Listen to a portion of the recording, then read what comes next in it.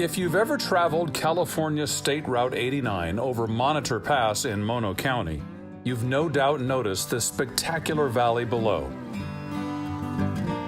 At roughly 4,800 square acres, this pristine wilderness area known as Slinkard Valley is a little slice of paradise for hunters and anglers.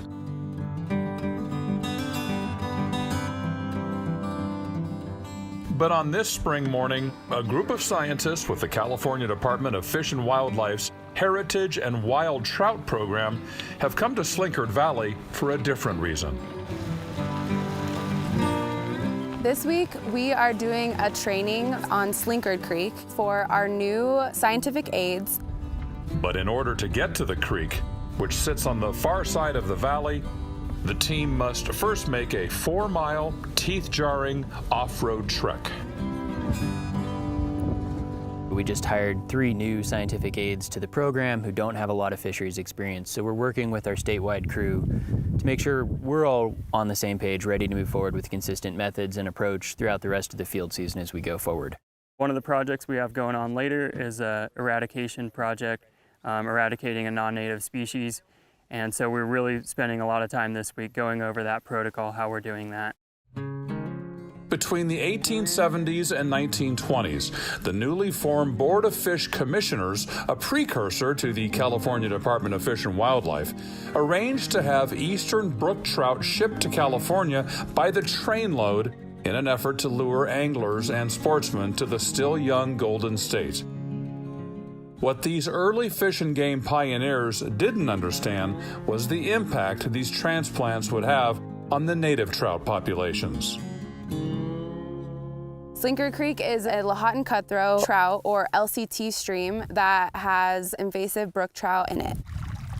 It's important to remove the brook trout from the Lahontan cutthroat trout because they outcompete the Lahontan cutthroat trout and their numbers are in decline. The key to successfully removing the brook trout lies in a series of man-made waterfalls called gabion barriers. Placed strategically along the creek, the barriers work like a sequence of giant steps. They allow the fish to swim downstream over the waterfalls, but the steps are too high for the fish to swim back up. Starting with the top tiers of the creek and working their way down, the crew can remove the brook trout without worrying that the fish will eventually make their way back. Our dewatering protocol has several steps. First, we start with creating a sandbag dam, which essentially stops the flow of water. We divert the water through big plastic pipes outside of the creek. This will lower the flows within the creek itself and allow us to come in and remove the non-native trout. Nick, is it pinched there? It looks okay. The diversion process only lowers the water level in a small portion of the creek. This forces the fish to consolidate in the deeper pools within that section, making them easier to trap.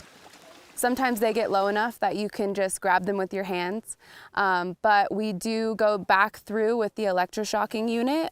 Electrofishing is where we have a backpack with a battery that conducts current through the water, and it momentarily stuns the fish so we can then net them and put them in buckets to recover. The trainees work alongside the veteran scientists, clearing a roughly 1/4 mile stretch of the creek. It is slow work.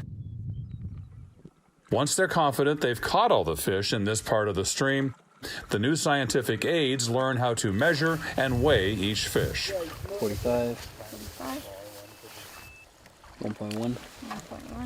Then they separate the brook trout from the Lahontan cutthroat trout and release the Lahantans back into the creek. And the brook trout are relocated to a new home. A lot of the brook trout that we're going to be removing will be moving into Kerman Lake.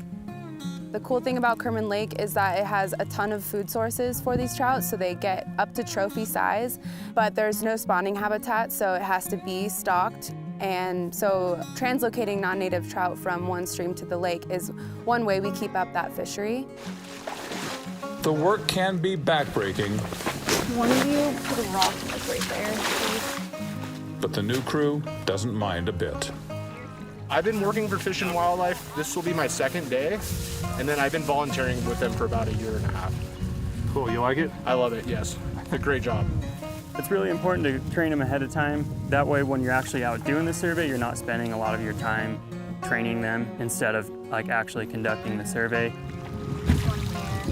Yeah, that's perfect. They did well. We have great new scientific aids that are really strong and ask great questions and pick up skills quickly. So we were able to get through a lot of our goals really quickly and efficiently. The Department of Fish and Wildlife is really an opportunity to make a difference in conservation. You get to work in beautiful areas. I mean, this is the office for the day or the week right here. But you also have a unique opportunity to make a difference on the ground.